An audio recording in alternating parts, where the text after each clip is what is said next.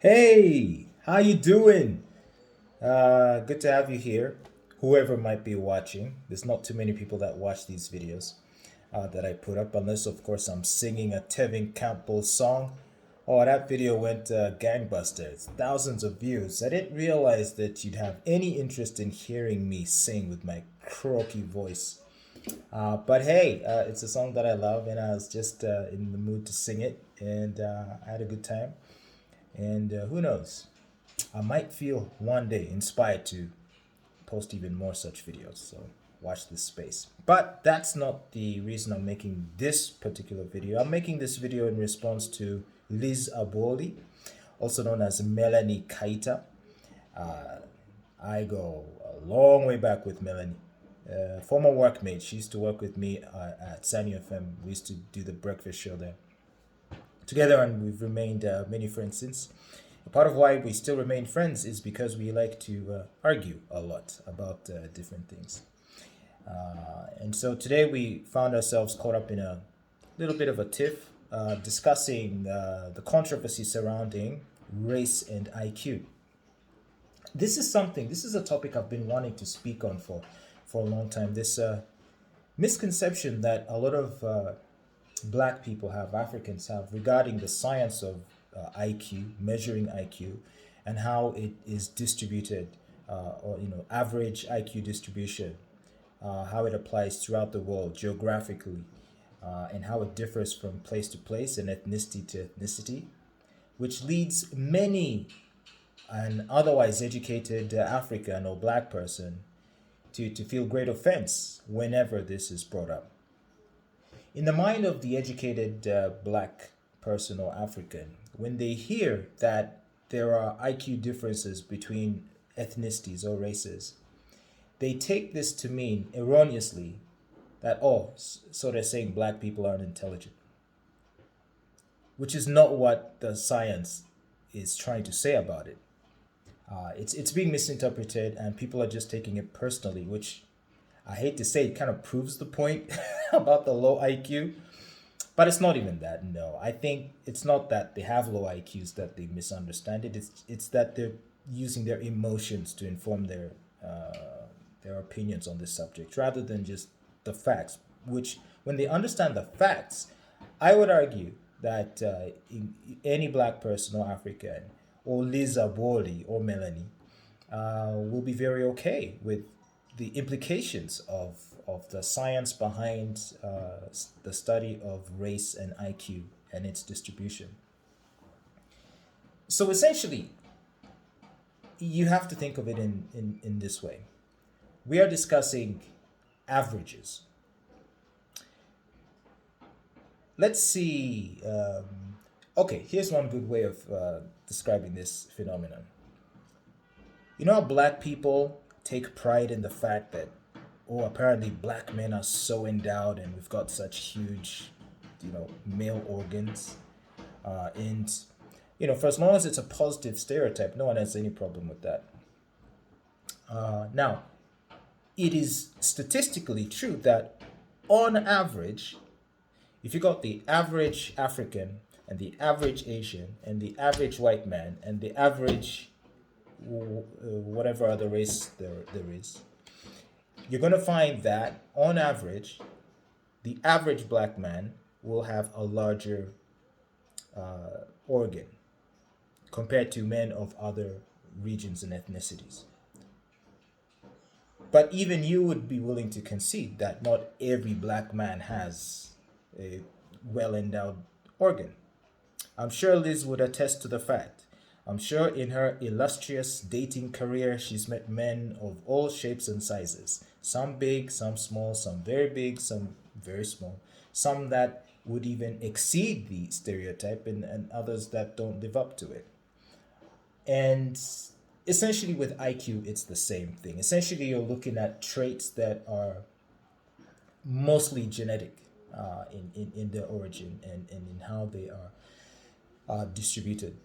So, if you meet one black guy today and he happens to have a small organ, Liz, if you ever run into, if after a date, You meet this cute boy, take him home, drop his pants, and what you see isn't impressive. This doesn't take away the fact that statistically, he is, or he ought to. Um, no, let me rephrase it. It doesn't change the fact that in general, blacks don't have larger sized organs as compared to other races. So if today you go on that date with a black dude and you're disappointed because it's too small, and then tomorrow you go out on a date with a white dude and you realize it's huge, or a Chinese dude and it's like really, really. Why do I get the feeling you might have done that before? A black guy today, a white guy the next, and then a Chinese after. Don't tell me you haven't tried that before. Uh, but if in each instance, let's say the black man did live up to the perception of, or didn't live up to the stereotype about black men being larger, and then the white guy you went out on a date with after showed that he's actually way bigger than the average size for whites, or you dated a Chinese and he was like exceedingly big, bigger than the black guy you went out on a date with 2 days before, it still doesn't do anything to change the facts surrounding the distribution of average organ size for men globally. Because we're discussing averages, do you know what average means? Uh, average means you add all the measurements of all the men in the area, because here we're talking about men and size, right? So you add the length, the measured length of the organ size of every man, or as many as you can if it's a survey. And then from there, you calculate the average, add them all up and divide them by the total number of the people that are in the sample. And then you arrive at an average size. Now, are there going to be people that deviate from the average? Of course. You're going to have the people on the extremes, the people who we would call the outliers. So there's going to be, if average size for a black man is, let's say, 8 inches, I don't know, I haven't done the research. And then you meet a guy that's 10 inches. And then you meet another guy that's 4 inches. It still doesn't change the fact that the average size of a male organ for African men is 8 inches. And then you do the same for Chinese, where the average size could be, let's say, 5 inches. And then for whites, the average size could be maybe 6 inches. It doesn't mean there won't be white guys with organs that are 8, 10, or 12 inches long.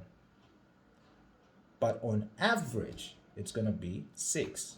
And I'm just pulling these numbers out of like, do you know what I mean? Just to paint a picture. I hope you understand. I don't know the actual specific average sizes, but I hope I've been able to explain the basic principle behind how you arrive at averages as applied to different traits. And here we're talking about certain biological traits. We've got male organs. So let's go back to the issue of IQ. So, you were angry at a video you posted in which someone was discussing statistics surrounding average IQ of different countries and how Uganda was ranked among the lowest countries. So when I look at a map of IQ distribution that I'm looking at right here on my laptop, you can see that populations with higher average IQs are mostly situated in the Oriental region. So that's China, Korea, Japan. And then after that, it's the Caucasian countries. You see North America, Europe, Russia. Then after that, it's Asia. And then after that, it's Latin America. Then after that, the African continent. All right. So that's kind of how the IQ distribution looks, where it looks like on the African continent, our average IQ range is somewhere from 40 to somewhere from about 40 to 65 or 70. And then for Asian countries, it's from about 70 to 85. And Caucasian countries, it looks like it's from about 90 to 100, and the Oriental or Eastern Asian countries, it's 100 plus, right? So Africans, we basically trend towards the bottom. Now, should this be a cause of concern for you? Should you be offended by this and deem this to be just a white man trying to use science to put blacks down? No. And if you would think that, then maybe you actually do have a low IQ. It's about an average, okay? These are averages. So, even if you go to a country whose population has a, statistically speaking, low average IQ, let's say even one of the countries where the average IQ is 40, in that country, you might find a person whose IQ is 100 or 80 or 90. Then you'll find people whose IQ is probably like 10. See, because 40 is the average. So on the fringes, you're going to have the outliers of the people that are sort of who sit outside the average, and then on the positive side, and then on the negative side. But then the people that form the middle cluster, that's going to be the majority. You've heard of a bell curve that goes like this? Let me actually try and draw it here, if I can. Draw a graph. All right, so here you go. So we've got can you see it? Bell curve, okay. So you've got your outliers over here, yeah, and over here. These are the people on the extreme. Extreme high IQ, extreme low IQ. Then you have the people that cluster in the middle. So if you're upset that in the video you cited, they were saying that in Uganda the average IQ is, I can't remember what it was. Did it say 60 something or 70? Let's say it's that. That video is referring to this point here, that at this point in Uganda, the average clusters at about 65 or 70 or whatever number it was. But do you see all the rest of this? Do you see this? All right, that's your Ugandan whose IQ is maybe 110. And here's your Ugandan whose IQ is probably 20 or 30 or 40. The majority cluster around this point. It's a spectrum, and you can see people all over the place. But it is concentrated here, it is clustered here, and then you've got your outliers. Now, people like you and me, the type that are taking offense at this, it's probably because you're thinking to yourself, I've gone to university, I've studied, I have white friends I'm smarter than, and so on and so forth. So to say Africans aren't intelligent is an insult. You're missing the point. The point being, if in your country your average IQ is here, clustering at 60 or 70, you are probably the kind of person, if you are like online on the internet, work sort of, you've got a couple of degrees, you speak English, your IQ is probably somewhere around here. You are probably in the 80 to 95 range in your IQ, or even 100 if you're really smart, but I don't think. You're probably like, clustering 80 to 95, somewhere in that region. So here's how it works. So when you look at a European country or any Asian country, there will also be plenty of people in that population whose IQs will fall within that range. And when compared to people from those societies that share the same IQ as you, yeah, you're at the same level. But here's the problem. It's about where the IQ, which region the average IQ clusters around. Because that sort of tells you of the average IQ in the population, generally speaking. So the reason why Western nations, Eastern Asian nations are more developed than us is because they have more people whose IQs cluster towards the higher end as compared to our country. It doesn't mean we have no people whose IQs are high.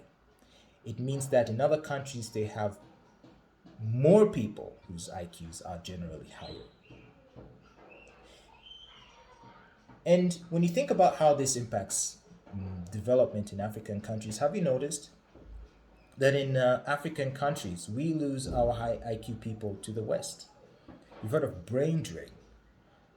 You know, by pointing to a Ugandan who maybe works at NASA and to use that as an argument that you see Ugandans have high intelligence, we've got a guy at NASA, you're missing the point. That Ugandan that's working in NASA is the exception. And that's why he's there. So brain drain is taking all the clever people away, leaving us with the kinds of people that end up as our politicians and leaders. And I don't need to tell you how good a job they've done in ruining this continent.